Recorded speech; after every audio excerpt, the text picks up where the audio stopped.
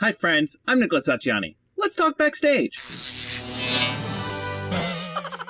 Whenever we do a show, sound is incredibly important. So much so that in 2014, when the Tony Awards decided to eliminate the sound design categories, the theater community fought back, creating the Tony Can You Hear Me movement. And in 2017, the award categories were brought back. So why was there such a pushback? Isn't sound just turning on the speakers? No, it's so much more than that. From simply amplifying our voices and our instruments and letting them be heard and understood, to creating an atmosphere or heightening a moment within a scene to affect the audience's response, the sound design can make or break a play. I mean, if you are in the middle of A Streetcar Named Desire when Stanley is screaming for Stella in the street, and all of a sudden the air conditioner kicks on, that can take the audience out of the moment. But if you have the city street sounds behind him, and maybe his voice echoes in the alley he might be in, all that heightens the emotional moment and really brings it to a point with the audience. So as a director, what do we need to know about sound, especially so that we can communicate with our sound designers? So when I'm directing a show, the first thing I do is think of the play as a person and think of the sound as the play's voice. What is their personality and how do they sound? Are they a little raspy? Are they a little more nasally? How would I describe that voice? Alternatively, I'll also think in terms of music genres, but not simple music genres like rock, folk, pop, country. I think specifically, is it folk rock? Is it hard rock? Classic country, folk country, pop country? They all have different sounds and the way those sounds are made are all different. And that helps me get specific with 4 categories of sound that I've created for myself and attribute to every show. And those 4 categories are amplification, effects, atmosphere, and score. When I say amplification, I'm talking about how do we make sure the audience hears the actors and the band if we have them? Are we on a stage where the acoustics are so good that we don't need microphones? Or do we need mics? Do we need amps? Do we need to run them through the sound system? So let's say your show has that folk feel. That sound is going to be more acoustic, more natural. So we want to make sure any amplification for a show is as natural as possible, as close to the human voice as possible. Or maybe it's the opposite, like pop, which is a more produced genre. So having them sound like they're speaking into mics works. It's a part of that show, a part of that world. It's not just simply making them louder. Thought needs to be put into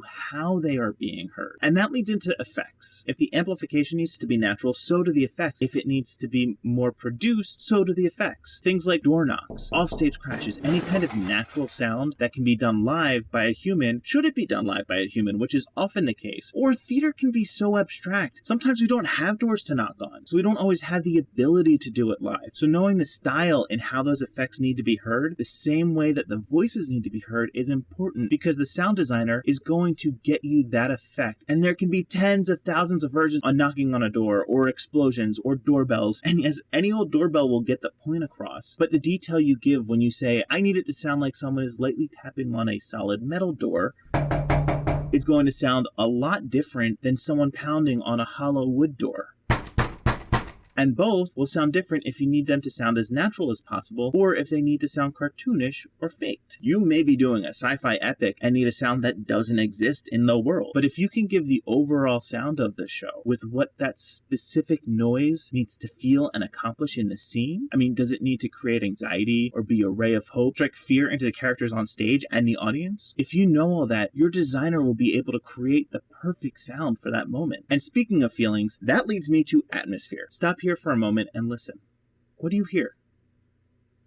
Are you inside? Is it the air conditioner? Or do you hear muffled traffic out your window? In film, we call this room tone. That's the underlying sound of wherever you are. Maybe a beach and you hear the waves, or you're inside a car with the traffic. Maybe you're in the mountains with a light wind and the echo of the mountains. In film, we can see where we are based off of the pictures. But in theater, we're on a stage, sometimes on an abstract set, unless we're site-specific, but that's a whole other thing. But on that stage, we need to create different places in each scene, and we may go from inside to outside in a matter of 2 lines. So these sounds help us. As a director, you need to know exactly where we are in each scene and be able to tell that to the designer. After all, Times Square is going to sound a lot different than Brooklyn, even though they're both New York City. These sounds will create that atmosphere, create the world of each scene, and that's incredibly important to the play, especially if you don't necessarily get that from the set. All of this brings me to the score or underscoring. Think about your favorite movies: Star Wars, Harry Potter, Superman, Batman, Jaws. All these movies have iconic scores where you can tell exactly what is happening in the movie from the sound you are hearing, including the emotional impact of each of those scenes. So from a functional standpoint, these underscores serve to elevate moments. The da-da,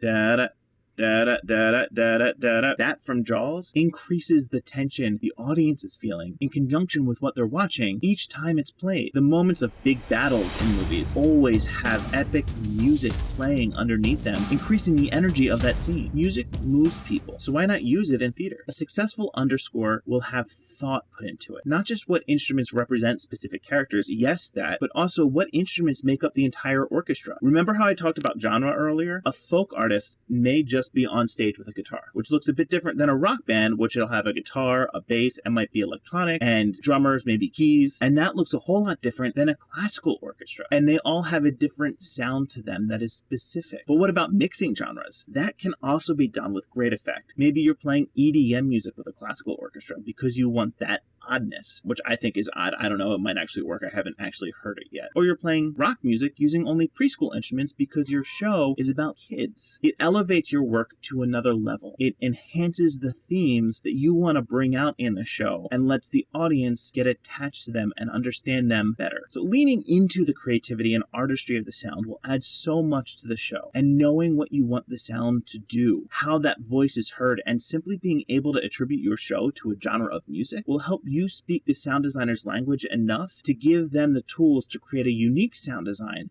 that will make your show an effective work of art. So that's all I have on sound design. Remember that this is how I think of sound when talking to a designer, and it's by no means a rule or a law that you need to follow, but hopefully it helps you if you aren't sure where to start. But if you have your own ways you think about sound as a director, or if you're a designer and have some tips, I'd love to hear about them in the comments below. Other than that, I hope you learned something, and I'll see you next time. Bye, friends! These videos are made for educational purposes. Hopefully you learned something or it reinforced something you may already know. Now, this is just one way to do this, and there may be other ways to do what I've explained in this video, and I would love to hear about those ways in the comments. Just remember to be kind as you share your own experiences and expertise on the subject. And if you like this video, give me a thumbs up, like, and subscribe, and hit that little bell button to be notified of the next video.